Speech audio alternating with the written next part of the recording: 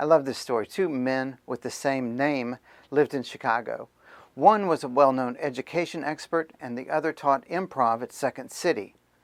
The improv guy was asked to speak at a convention, and only when he was in the waiting room about to go on stage did he suddenly understand they asked the wrong guy. They wanted the education expert, not the improv teacher. In the few breathless moments before he got on stage, he tried to figure out how he should handle it. Should he just leave, or should he go on stage, confess what happened, and then leave? Instead, he decided that his improv skills would save him.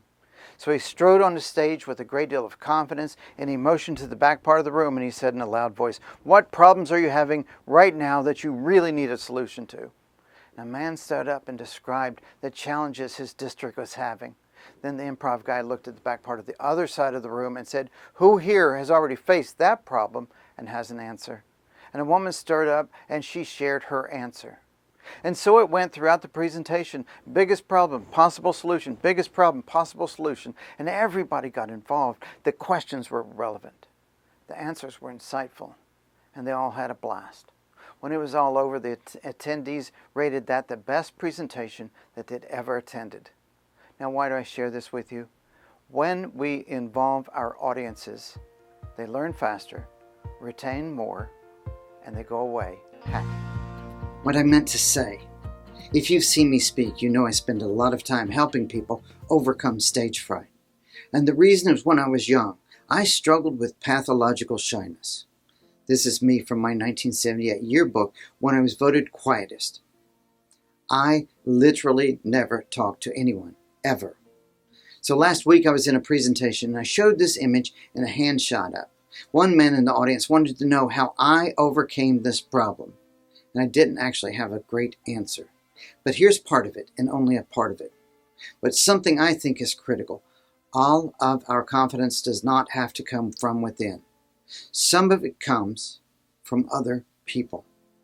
All of our personal confidence waxes and wanes over time. We have times of incredible courage, and other times we are all filled with doubt. So here's what I meant to say. People who are confident most of the time still have bad days. On those bad days, they depend on others to buoy their confidence. I will call a friend. I'll have lunch or coffee, or I'll talk with somebody about my fears. And then their overwhelming confidence in me, it's contagious. And I go away with my courage renewed. The difference between that guy and me, I'm lucky enough to have a tribe of people around me who have an unwavering belief in me and my ability. And that guy did not. So don't only depend on your own courage. Build a tribe of people who are fanatically on your side. Then if your confidence slips at a crucial moment, give them a call. Your confidence is not just what you think of yourself, but also what the people you care about think of you as well. I've begun to work with a sales team, and one of the first things that I noticed when I was working with this sales team is how me and my and I focused their presentations are. You know what I mean? I offer what we have, what I like to do, what we do usually, what we have, and if you look, and it's all about them, and it's not about the audience at all. And so what I'm trying to do really hard is to get them to stop focusing on themselves and to begin focusing on the needs of the audience. What does the audience want? What are they interested in? What are they fearful of? What is their biggest concern? We need to start by asking ourselves, what is it that the audience most wants, and then addressing that need. So you might say, you know, we have a 24-hour emergency room. The reason we do that is because we know sometimes you're just too busy during the day to get there, right? Or we have hours on Sunday so that you can come in on Sunday when you have time off and you can still get the work done.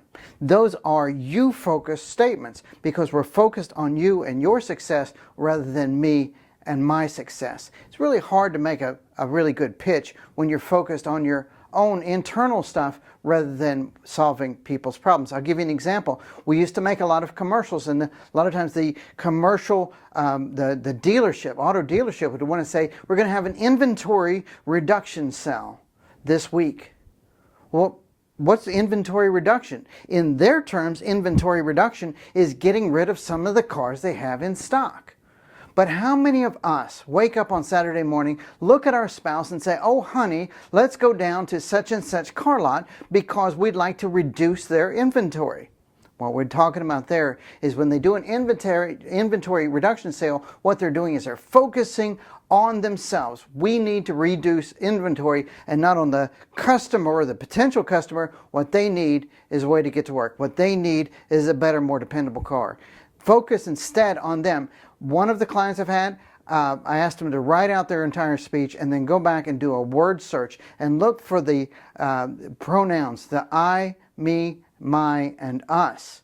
And when they did that, they figured out that the entire presentation was focused here instead of being focused there. We're going to have much more success if we will focus on the audience and what they're concerned about and what their needs are, and talk a lot less about ourselves. Great speeches have a hook. The term hook refers to the part of the message intended to hook the listener.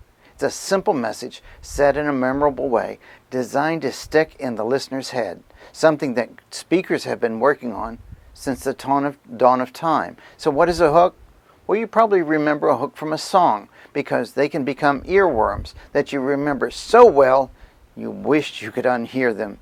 All you need is love, or If I Could Save Time in a Bottle, or this one, Sweet Caroline. In speaking, you'll likely know the hook, I Have a Dream, because Dr. Martin Luther King does such a remarkable job of making that connect back to everything in his speech, into that one memorable phrase. The second message is to build up to the hook. Now you'll notice that we don't start with a hook. King's first words aren't, I have a dream. He built up to that hook. A great example is Jimmy Valvano, head coach at the North Carolina State University. His hook is, have your bags packed for someone. But he doesn't start there.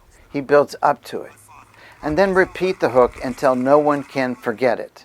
Jimmy V doesn't say the hook one time and move on. He repeats that phrase over and over and over again. A hook, no matter how good it is not likely to be remembered if we only say it one time or maybe a couple of times. Repeat the hook until no one can forget it. So what is your hook? Join me next time and we'll discuss how to build a hook for your message. A group of leaders I spoke to recently didn't understand why they needed to talk to their teams about their own failures. I said the moment when employees feel most comfortable to take risks is after their supervisor has talked about the times they have failed. See, discussing our own shortcomings is a way to decriminalize failure in our organizations. What is it we want our teams to do, right? We want to get them, they say, get outside of your comfort zone, try new things, embrace change. But what comes along with all that risk taking? What comes along with it is failure. And no one wants to be the only person who is risking and failing. By highlighting our own failures, we inoculate our team from the fear and the shame of making mistakes. Our imperfections don't disqualify us from leadership. They actually make us more human, more real, more authentic, and they allow us to lead our teams more successfully during periods of change.